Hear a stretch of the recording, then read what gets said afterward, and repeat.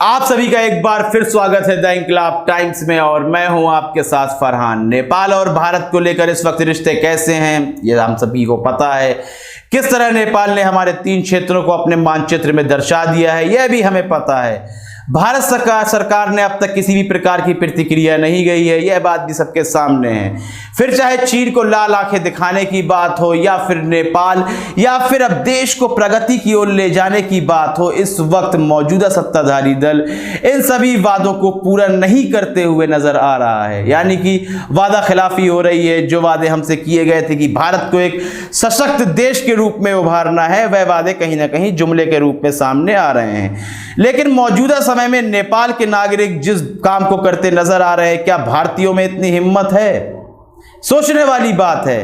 क्या हम आज इतनी एक बड़ी जनसंख्या 130 करोड़ की जनसंख्या है, हम लगातार बड़ी बड़ी बातें करते हैं कि हमें इजाज़त दीजिए हम पाकिस्तान को फतेह करके आ जाएंगे, हमें इजाज़त दीजिए हम डोकलाम का मुद्दा सुलझा देंगे, हमें इजाज़त दीजिए हम पीओके को भारत में मिला देंगे। यह हम सेना की बात नहीं कर रहे हैं, यह उन लोगों की बात कर रहे हैं जो भारत में एक सेना तैयार है, जो भारत के अंदर अपने कारनामों को अंजाम देती है, जो भारत के अंदर दंगे और असंतोष फैलाने का कार्य करती है।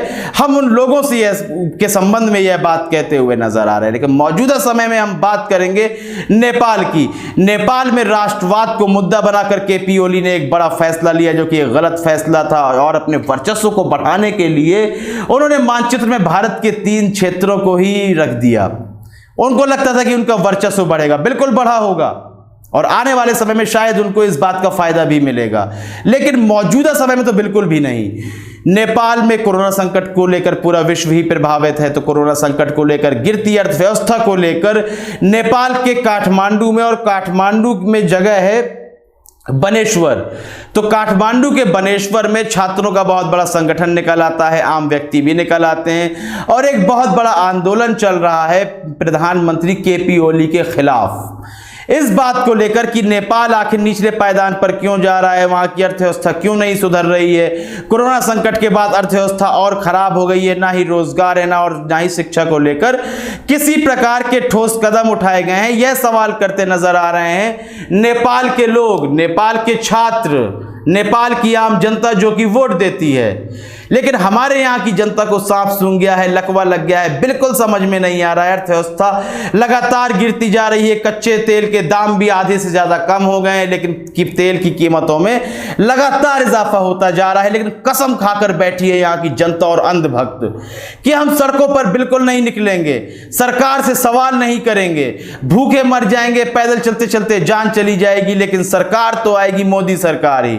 हम यह नहीं कह रहे हैं कि आप मोदी सरकार को वोट मत दीजिए, बिल्कुल आपको कुछ फायदे मिल रहे हैं तो सरकार समय समय पर बदलते रहिए, लेकिन हम यह कहना चाह रहे हैं कि हमें नेपाल की जनता से कुछ सीखना चाहिए। इस संकट में भी वह देखिए निकलकर बाहर आते हैं, चाहे वह अमेरिका में निग्रोस का प्रदर्शन हो या नेपाल की आम जनता और आम छात्र सड़क पर निकलकर सरकार के खिलाफ प्रदर्शन कर रहे हो, गिरती अर्थव्यवस्था को लेकर, विकास को लेकर। लेकिन एक ऐसा देश जो विश्व गुरु बनने की बात करता है, वहां की जनता बड़ी बड़ी बात करती है, वह धार्मिक रंग में इस तरह डूब चुकी है कि उसको विकास नहीं दिखाई दे रहा है। राष्ट्रवाद की बात नेपाल में भी चल रही है, लेकिन वह राष्ट्रवाद एक तरफ है और देश का विकास दूसरी तरफ है। दोनों को समांतर चलाना है। राष्ट्रवाद की भावना भी होनी चाहिए और देश का विकास बिल्कुल नहीं रुकना चाहिए। इस भावना के साथ नेपाल की जनता सड़कों पर उतर आई है। क्या भारत की जनता भी सड़कों पर उतरेगी या नहीं? नेपाल की जनता और भारत की जनता को लेकर आपकी राय बहुत ही महत्वपूर्ण है। अपनी राय देना बिल्कुल भी ना भूलें। कार्यक्रम को लाइक करें, ज्यादा से शेयर करें और चैनल को सब्सक्राइब अवश्य कर दें। तब तक के लिए इजाजत दीजिए, धन्यवाद।